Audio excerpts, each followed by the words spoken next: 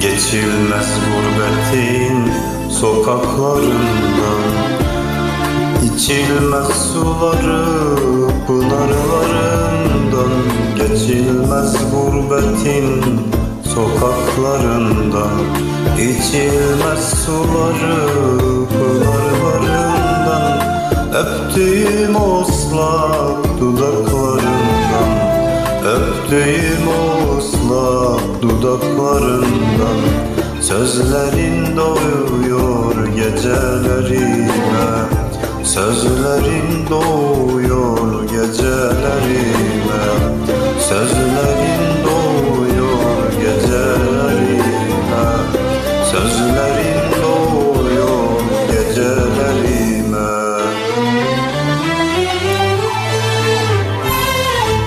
Çileli doğmuşum zaten ezelden, hasrete alıştım ne gelir elden.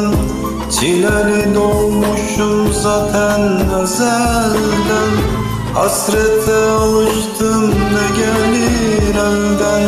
Yaşlı gözlerime baktığın yerden, yaşlı gözlerime baktığın yerden. Gözlerin doğuyor